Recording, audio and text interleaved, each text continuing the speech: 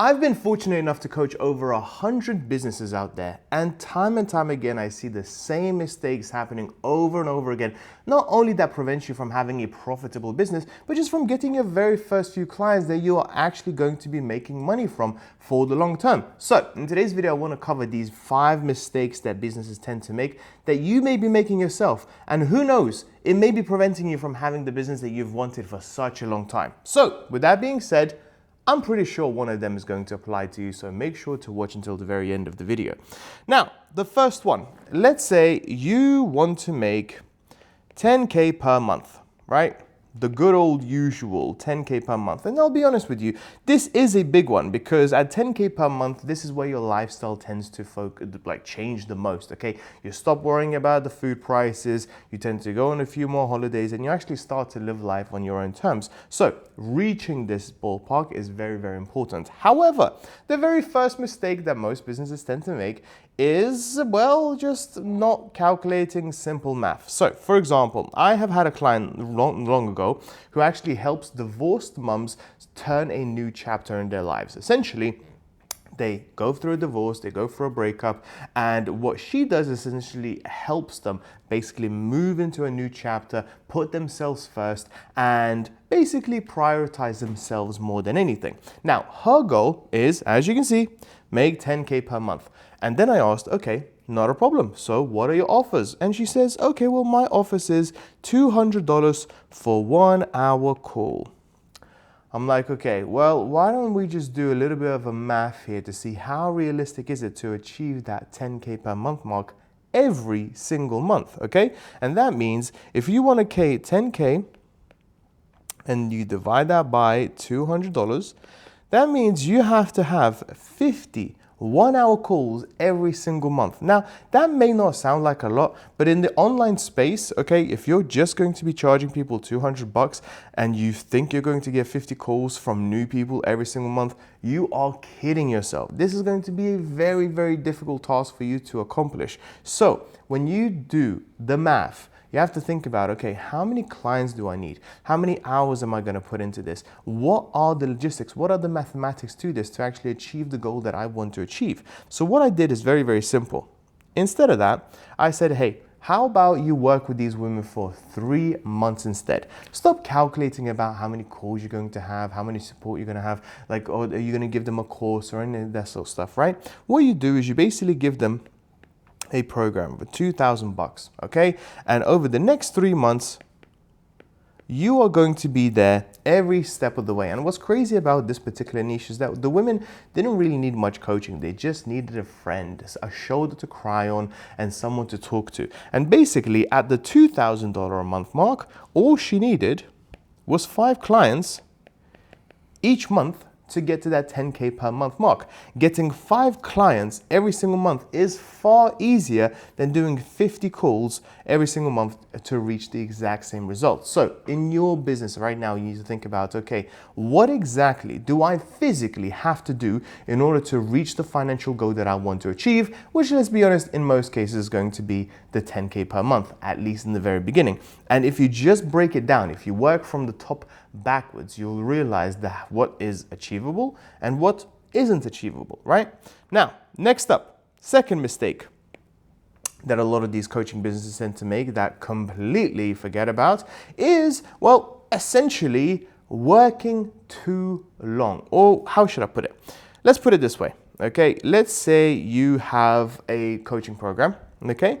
And you end up working for somebody for 12 months. And this is the coaching program, basically coaching calls, group coaching, one-to-one, community, whatever it is.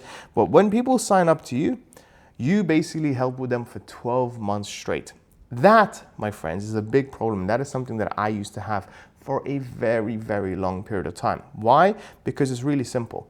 I used to think, hey, that the longer I work with somebody, the more chances are they're going to buy from me, the happier they're going to be, and so on and so forth. But the reality is this is a problem. They don't care about how long do they work with them, whether it's for 3 months, 6 months, 12 months, or whatever.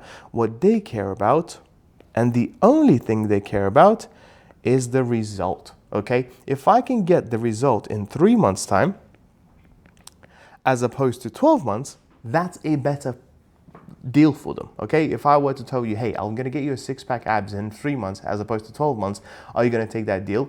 Of course you're gonna take that deal, right? Whereas before I used to say, hey, why don't we just work for a whole year and then we're going to do really well together and we're going to achieve X, Y, and Z. And the problem with that is this, is that I don't get a chance to upsell them onto the next problem, okay? So what in the ideal version, the vast majority of successful coaching businesses that I see out there is they introduce a problem, they fix the problem, and then they will upsell onto the next problem. They will fix that problem, and then they will upsell onto the next problem. And then they will fix that problem and upsell onto the next problem. Let me give you an idea. So, for example, let's say the first one is you help people with leads, and you help them for 3 months. Then you fix that problem. The next problem is going to be sales. And you help them for 3 months fix that sales problem. Now, according to here, when you go from one to another, you upsell them, meaning you get to charge them again, okay? Now, once you fix that sales problem, then you can help them with the delivery. Again, for 3 months, and you upsell them one more time. And then once you fix the delivery, then let's say you can, for example, do ads. And then again, another 3 months, and you get to upsell them again. Now, over this 12-month period, I have upsold 4 times, from one to the other, to the other, to the other, okay? That is a much higher LTV, lifetime value of the customer, as opposed to just doing from one to the other for 12 months straight. So think about it this way. Your customers care about the results. They don't care about the timeline that you end up working with them. So whenever I jump on a sales call or a consultation call, whatever, and I actually listen to one of these people's offers and they say, hey, yes, I help people for 12 months straight, that is a big problem. Straight away, I'm like, you are leaving so much money on the table by not structuring your offers correctly. So think about it. If you can help somebody solve a small problem in a much shorter period of time, you will win in the long term. Because guess what? If you have fixed one of their problems, they're not going to go to somebody else to see if, now I'm going to get another coach to help me with another problem. No, because you have helped them, and therefore they're going to come to you with the next problem, and then the one after that, and then the one after that, and so on and so forth. Okay? Now, next up is helping everyone. Okay, that is such a big deal. Okay, if you want to make as much money as possible, naturally you're thinking, hey, the more people I help, the more demographics I help, the better. But here's the truth. We are living in a social media space where helping everybody means helping nobody. When your message is so broad and so generic, you end up speaking to nobody because you just get washed out by everybody else. What you ideally want to do is niche down as much as you possibly can, because then your message will penetrate so much more and you will be the go-to person for a particular niche or a particular industry. Now, let me give you an example. Instead of helping people with fitness, I have a friend right now who makes 100K per month, okay? And he helps builders with fitness, okay? So when he does social media content, he speaks about how you must get tired having your hands lifted the whole day, how difficult it is waking up in the morning, doing physical amount of labor and then actually going to the gym. His ads are very, very dialed in for that particular niche. So also what's amazing is with builders is that they will start speaking amongst each other, and once you are known in that industry for helping that particular segment of the market, you'll be able to get referrals that much easier. But can you see how niche this is compared to helping everybody, helping men with fitness, helping women with fitness, and so on and so forth? Another client of mine who makes 20K per month, she helps brides get in shape before their big day. Okay? Once again, she doesn't just help women, she helps brides. Okay, so brides who are about to get married, they are engaged and they care about looking their absolute best for their big day. So in her social media, she speaks about exactly how to look 6 weeks out, 5 weeks out, 4 weeks out, how to pick the right dress, how to make sure you're presenting yourself the best on camera, and so on. All of that very hyper niche specific messaging, once again, helps her basically charge much higher prices and also be very specific as to who she helps. So when a potential bride is looking to lose 5 to 10 kilos, who do you think that she's going to go to? A general personal trainer who helps everybody, or her specifically who helps brides within the next few months? Of course, she's going to go with her, right? So your messaging and being hyper specific as to who you help is really, really important. I myself as well, when I started my own coaching businesses, I could have helped everybody make money. But instead of that, I went for not just e-commerce, not just Amazon, but I went for people in the UK who want to start selling on Amazon private label. I was so hyper niche and hyper specific, and I was able to make money even though my videos were not the best, the quality sucked, the audio sucked, but I was hyper specific as to who exactly I was helping and the problem that I was helping them with. Okay, now, problem number 4, and that is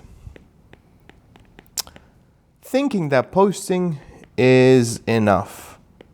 Basically, when I jump on some of these calls and I speak to people and I say, hey, okay, so what do you do exactly for getting leads, getting clients? And they're like, well, I post 3 times a week, I post 4 times a week, 5 times a week, and so on and so forth. That, my friends, is not enough, because what essentially you're doing is this. This is the customer, okay, and this is you. And you saying, okay, so by me posting a lot, right, I'm waiting passively for the customer to message me, to reach out to me, to book in a call with me, and so on. But what happens is that what you're not doing is outreach and ads. Okay, because then by outreaching and ads, you are reaching out to the customer. So when somebody follows you on Instagram, you should be sending them a message. When somebody clicks on your ads, you should be sending them a message. This is a much more active way of reaching out to people, because guess what? 90% of your customers will be quite shy. They don't necessarily want to even message you. They just want to get a little bit more information. But when you actively outreach to them and say, hey, you may be having this problem that I help people with, why don't we jump on a call? And then when you jump on a call, you explain to them about their services, how easy it is to fix the problem that they're having, and then they're much more likely to buy from you. Now, you are not one of these big influencers who've got millions and millions of followers and can wait for people to come to them. We, the micro influencers, the smaller influencers who are in a specific niche, we have to reach out to the customers ourselves. That's just the way the world works, and sometimes we have to be proactive with every single person that follows our content. That's just how it is. And if we don't do that, then you're not going to get customers. And I'll be honest with you right now, 90% of my customers come from ads and outreach, and 10% of customers come from the customer coming to me. Okay? Really, really, really important. And last but not least, weirdly, doing too much. Okay? What do I mean by that? Well, social media is a big field. Think about it. Okay, we have YouTube, we have TikTok, we have Instagram, we have LinkedIn, we have Snapchat, and on and on and on and on. And we think, hey, that the more we do, Facebook obviously, the more we do, the more clients we're going to get. And the reality is this: in the very beginning, when you're just getting started, you don't have that much money, you only want to pick one, maximum of 2 platforms. So for example, YouTube and let's say Instagram, right? Because we are competing against the best of the market. Like for example, Alex Hormozi, he spends over $100,000 each and every single month on all of these platforms. Now, I will speak for the vast majority of you watching here. We probably don't have that kind of money to actually spend on social media, but what we do have is time, and what we want to do is ideally be hyper specific and focused on 1 or 2 platforms. I know plenty of people who make millions, and I mean millions, just from YouTube. I know quite a few people who make a lot of money just from Instagram. I know a lot of people who make just as much money from LinkedIn as well, okay? Now, so this is the reality. If we just hyper focus all of our attention, all of our time, all of our energy in one of these platforms, we will be able to go a lot further, a lot faster, as opposed to doing everything everywhere all at once. When I started, I thought I needed to do this. And what I've realized is that the vast majority of my success comes from YouTube and Instagram. Yes, I focused a little bit on LinkedIn. Yes, I focused on Snapchat and Facebook and TikTok. However, the vast majority of my clients came from those two platforms. So what I did is I just doubled down on these two, okay? Because that's where the vast majority of clients come from. So why don't we put all of our eggs into those two baskets and let our business explode?